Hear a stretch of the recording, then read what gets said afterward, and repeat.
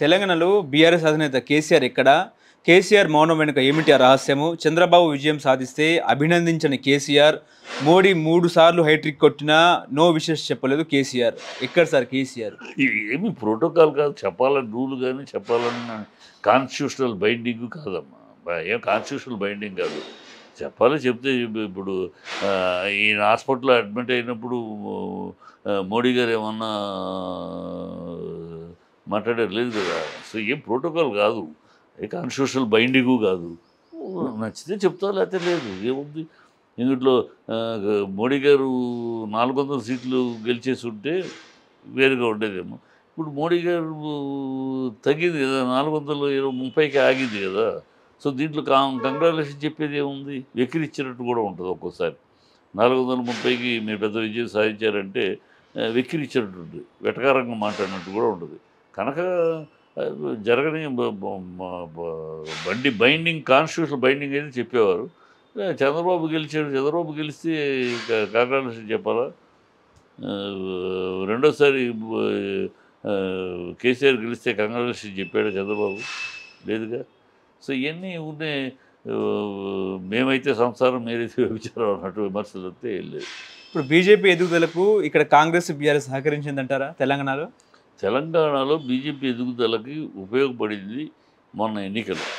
ఎందుకు వాళ్ళకి 4 నుంచి 8, కాంగ్రెస్కి ఎందుకు 3 నుంచి 8 వచ్చిందంటే వాళ్ళ బలం కన్నా కూడా బీఆర్ఎస్ శ్రేణులు వాళ్ళు అటు చీలిపోయారు, అటు ఇటు. ఎందుకు చీలిపోయారంటే దానికి ఏం బృహత్తరమైన కారణం ఉందో రీజన్ ఉంది. ప్రజలేం అమాయకులు కాదు. వాళ్ళు ఏం ఆలోచించారంటే ఈ ఎన్నికలు ఢిల్లీకి సంబంధించిన ఎన్నికలు, ఈ ప్రధానమంత్రికి సంబంధించిన. సో ప్రధానమంత్రి రాహుల్ గాంధీనా మోడీనా నిర్ణయించుకోవాలి. ఈ బీఆర్ఎస్ 2 కూటముల్లోనూ లేదు.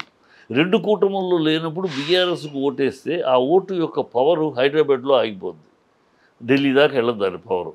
ఎందుకంటే వీళ్ళు ఏ కూటమిలో లేరు కదా. కనుక ప్రజలు ఆలోచించిందంటే మనం ఇక్కడ వేసి మన ఓటు పవరు ఇక్కడతోటి ఆగిపోయే పరిస్థితిలో ఉన్నప్పుడు మనం వేరే వాళ్ళకి వేద్దాం. మన ఆల్టర్నేటివ్గా వేసుకున్నప్పుడు కొంతమంది కాంగ్రెస్కి వేసారు, కొంతమంది బీజేపీకి వేసారు.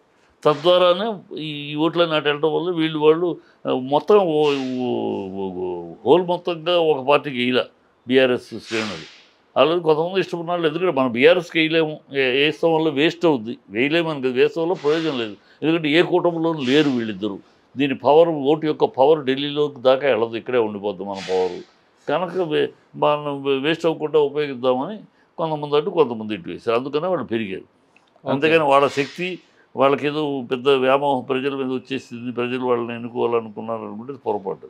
ఓకే, ఇప్పుడు తెలంగాణలో బీజేపీ రాష్ట్ర అధ్యక్షులు ఎవరంటే మీరేమంటారు సార్? తెరపైకేమో ఈటెల రాజేందర్ పేరు వినిపిస్తుంది పరిస్థితి.